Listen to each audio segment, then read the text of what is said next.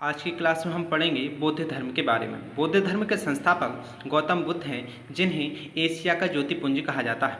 इनका जन्म 563 बीसी में कपिलवस्तु के पास लुम्बिनी नामक स्थान पर नेपाल में हुआ था। इनके बचपन का नाम सिद्धार्थ, पिता का नाम शुद्धोधन, माता का नाम महामाया था।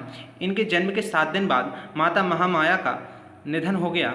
तब इनका पालन इनकी मौसी प्रजापति गौतमी ने किया था। हम बात कर रहे हैं बौद्ध धर्म की। बौद्ध धर्म के संस्थापक गौतम बुद्ध हैं।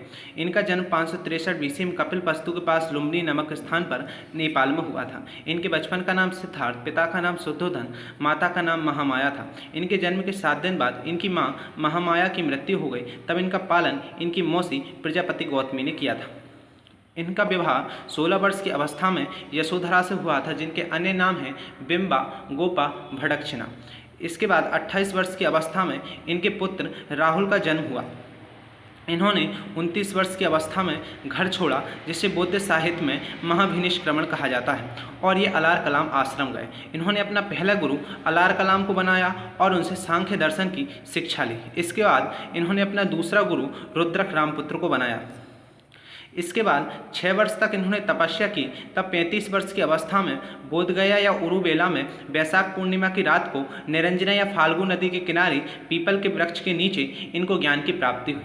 तब ये कहलाए बुद्ध अर्थात महान विजेता, तथागत अर्थात सत्य है ज्ञान जिसका।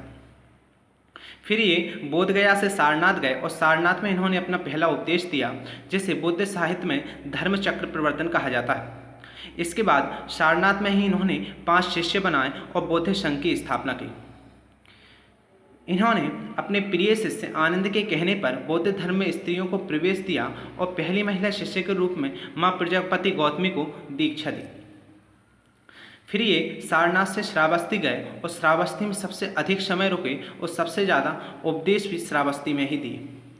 इसके बाद 80 वर्ष की अवस्था में 483 बीसी में कुशीनगर में इनकी मृत्यु हो गई, जिसे बौद्ध साहित्य में महापरिनिर्वाण कहा जाता है।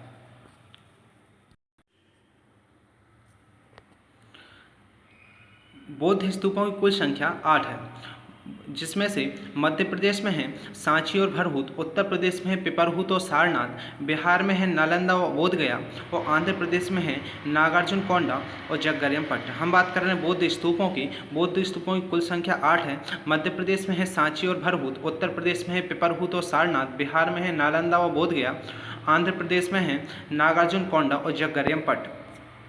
इसके बाद हम बात करते हैं त्रिरत्न की। तो बौद्ध धर्म के त्रिरत्न हैं बुद्ध, संघ और धम्म। इसके बाद हम बात करते हैं अष्टांगिक मार्ग की। तो बौद्ध धर्म के अष्टांगिक मार्ग हैं सम्यक दर्शन, सम्यक वाणी, सम्यक आचरण, सम्यक संकल्प, सम्यक स्मृति, सम्यक कर्म, सम्यक व्यायाम, सम्यक समाधि। हम बात कर रहे हैं अष्टांगिक मार्ग की। ये हैं सम्यक दर्शन, सम्यक वाणी, सम्यक आचरण, सम्यक संकल्प, सम्यक स्मृति, सम्यक कर्म, सम्यक व्यायाम, सम्यक समाधि। इसके बाद हम बात करते हैं त्रिपिटक की। त्रिपिटक में बौद्ध धर्म के सिद्धांत हैं, जिनमें से विनय पिटक की रचना उपाली ने की थी, जिसमें बौद्ध धर्म के नियम हैं। सुत्त पिटक की रचना आनंद ने की थी, जिसमें बौद्ध उपदेश का वर्णन है। इसके बाद अभिधम्म पिटक की रचना मोगलीपुत्र तिस्स ने की थी, जिसमें बौद्ध दर्शन का लेख जोग है। विनय पिटक और सुत्त पिटक की रचना पहली बौद्ध संगति में हुई थी, जबकि अभिधम्म पिटक की रचना तीसरी बौद्ध संगति में हुई थी। इसके बाद हम बात करते हैं जब 29 वर्ष की अवस्था में गौतम बुद्ध ने घर छोड़ा था, तब इन्होंने 4 स्थितियां देखी थी: बीमार व्यक्ति, शव, बूढ़ा व्यक्ति और सन्यासी। तथा इनके रथकार का नाम था चन्ना और घोड़ा का नाम था कंथक। इन्होंने 4 आर्य सत्य बताए हैं। वो हैं दुख, दुख संप्रदाय, दुख निरोध गामनी।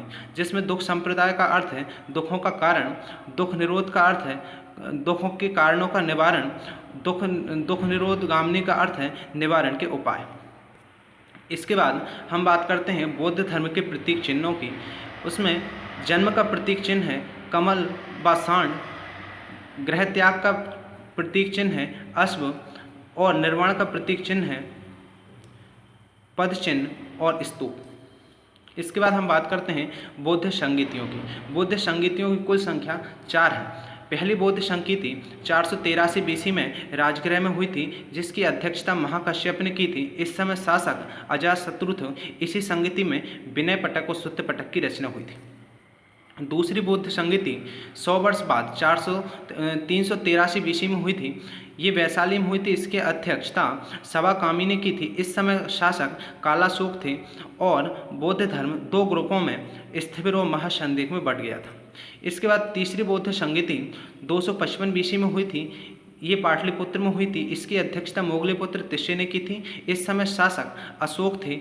इसी बौद्ध संगति में तीसरे पिटक अभिधम्म पिटक की रचना हुई थी। इसके बाद चौथी बौद्ध संगति 102 एडी में कुंडलवन में हुई थी, जिसकी अध्यक्षता वसुमित्र और अश्वघोष ने की थी। इस समय शासक कनिष्क थे। इसी समय बौद्ध धर्म दो भागों में हीनयान और महायान में बंट गया।